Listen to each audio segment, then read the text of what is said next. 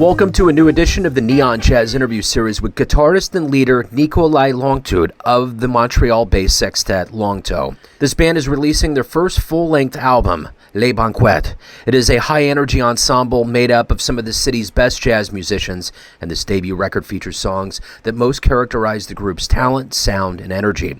This band will appeal to a wide range of audiences thanks to their catchy melodies and groovy rhythms. We cover the album, live shows, the future, and so much more. Enjoy their tale.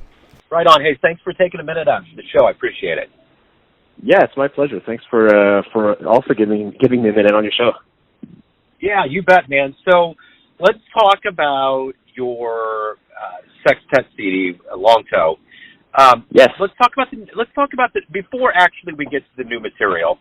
You know, because the beauty of what I get to do on my end is I get to talk to musicians that are looking forward to playing music live, releasing music, but for a long time, all of that went away because of COVID. So my question to you is, as an artist, how did you survive that time period, and how has it changed you now that we're emerging? How has it? Oh, those are really good questions. I would say that at first it kind of broke the project, to be honest. I had the Sextet before the pandemic, and I actually had gone on a trip just before the pandemic and came back the day that everything closed over here in Quebec. And I thought at first, let's play it by ear, take some time off. I really wanted to do the album at first. But the mix of me feeling like the kind of music we did was more like of a live thing, and like an improvisation aspect mixed with the fact that some of the members weren't comfortable to meet up and jam, put the project on hiatus for almost a full year. And after that, at some point I just got tired of waiting. I figured that I had to just move on with the project. I really wanted to do the album, so I just started writing some songs, by myself, arranging them all. And then when things opened up again, and we just got a rehearsal together and started practicing all the songs, and we got into the studio in the fall, and then we got the album together. Talk to me a little bit about, how you put this album together. Looking at the cover, it reminds me of that art from the Mad Magazine days of Spy versus Spy. I'm not too sure what that is, but I'll take it as a compliment. Yeah. Oh, yeah, it is. Yeah. Well, basically, le banquet in French is just the banquet, the dinner party, and all that stuff is just like a reference to just people getting together and eating and having a good time. My great passion is definitely for music, and my other passion is food and cooking. So if ever you had a chance to go check us out, our previous stuff, the first thing we released was called Snacks, because it was just like a little 4-track EP. And so I just figured that to follow up from Snacks, to have a bigger meal than just a snack, I figured the Banquet would be a good fit for the full album.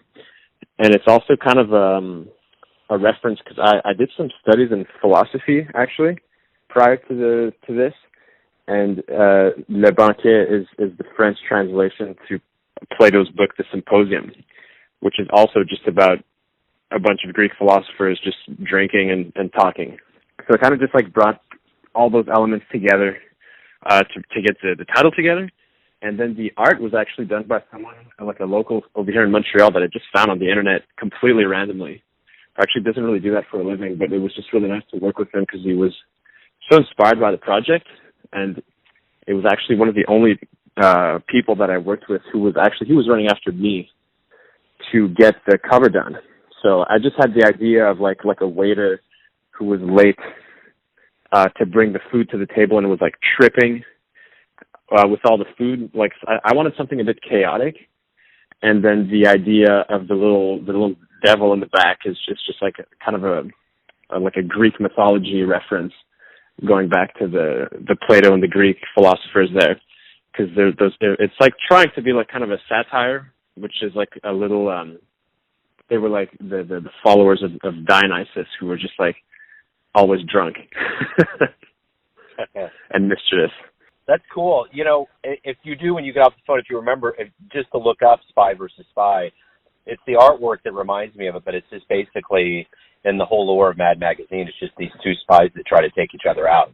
and there's all these sinister little things they come up with. Yeah. I'll look it up right now. And I was just doing a search for it. There's a game now and all of that, but when I was a kid, the thing was there was no words.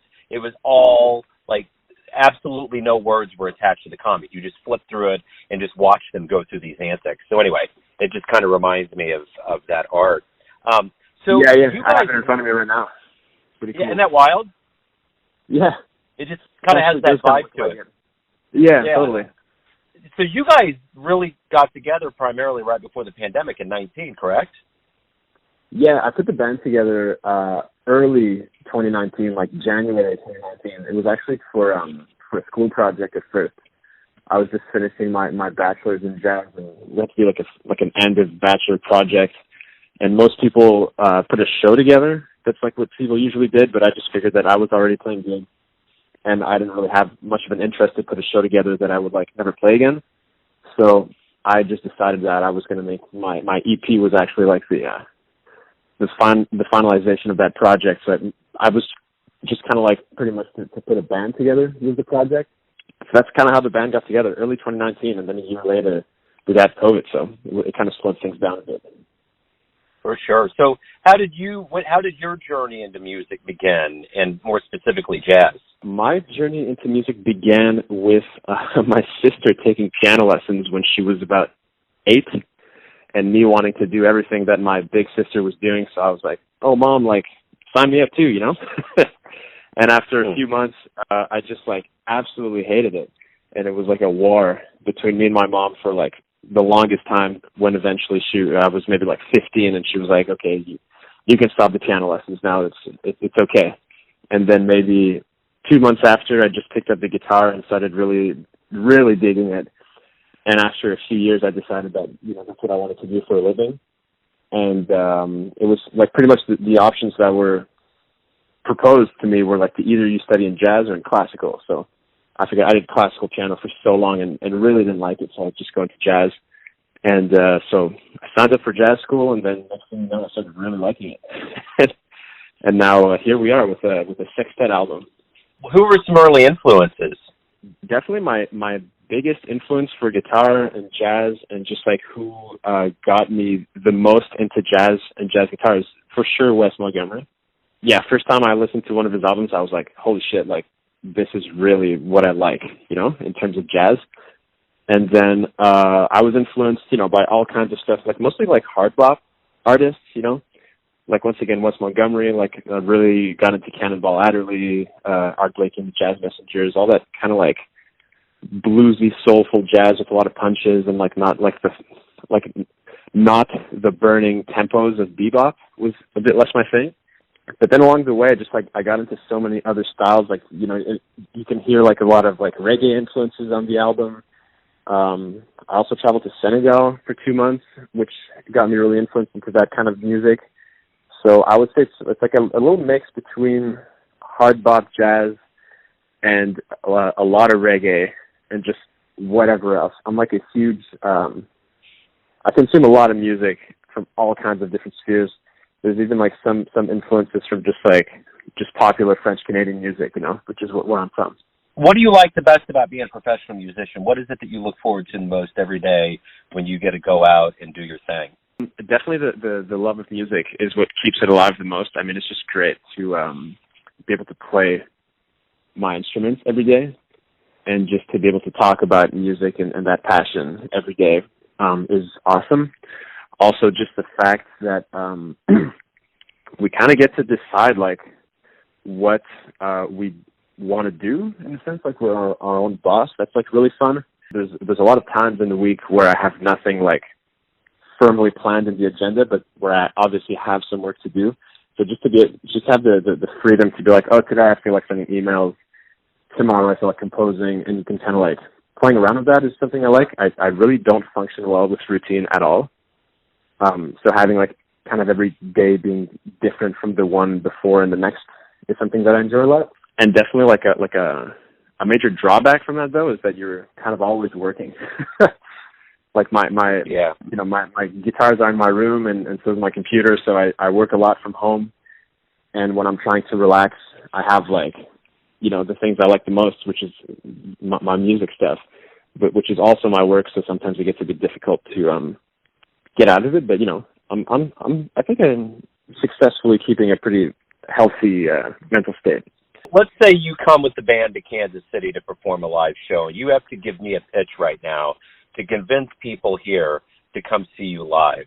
What would your show be like? What would you say?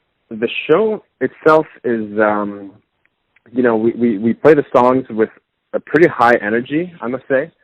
There are some songs on the album that are, which are a bit softer, but live, we're just a bunch of friends who get together and play music and improvise and have like a really good time. So the energy on stage is quite high, and most of the people in the band I've known for like almost 10 years at this point. So we've gone through a lot together, and we just have we have a lot of fun. I think everyone in the band is extremely talented as well, and usually the music is pretty fire. And even I often get people come to me after the shows and tell me, hey, you know what, man, like, I actually don't like jazz, but I really like your band. So I think the music's kind of made for everyone. I think the fact that I draw from influences from like other genres that are not jazz makes it accessible for some listeners that aren't usually drawn to like bebop or swing music and all that.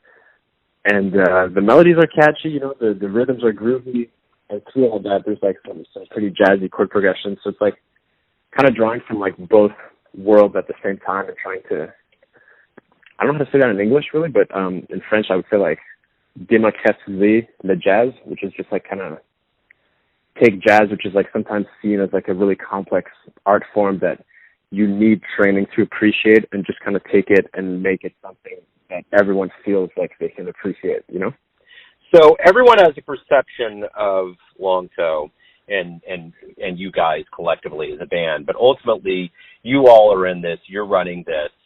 What's your all perception of you as a band? Who do you all think you are? That question would be more like, I would say, well, the band is really primarily run by me. So like I write all the songs and do all the arrangements and I book everything.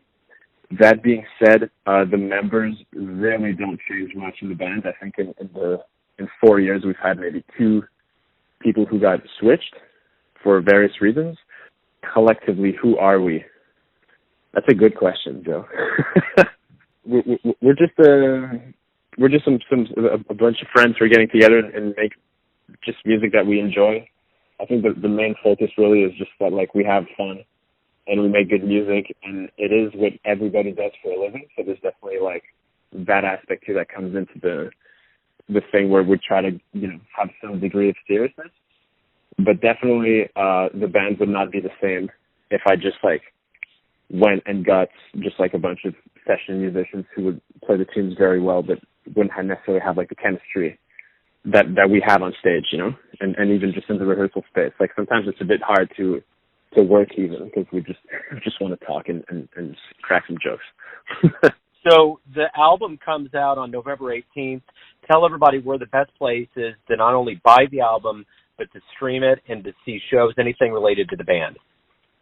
Yeah, so the album's going to be obviously available on all the streaming platforms that anyone wants to listen to it on. Any platform that people want to listen to the album, it will be there, like Spotify, Apple Music, and all that stuff.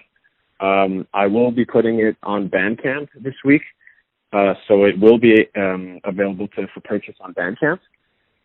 And then in terms of shows, we have some shows in, most of them are in Montreal for now.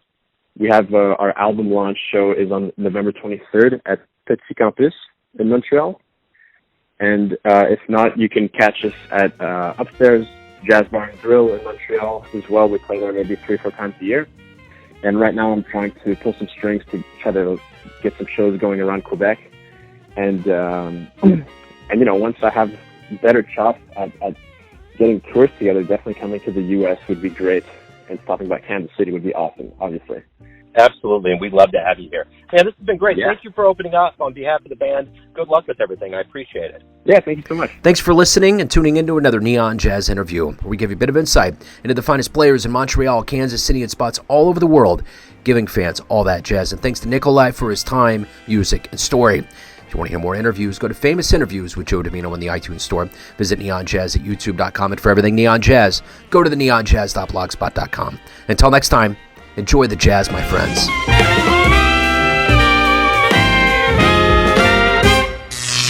Neon Jazz.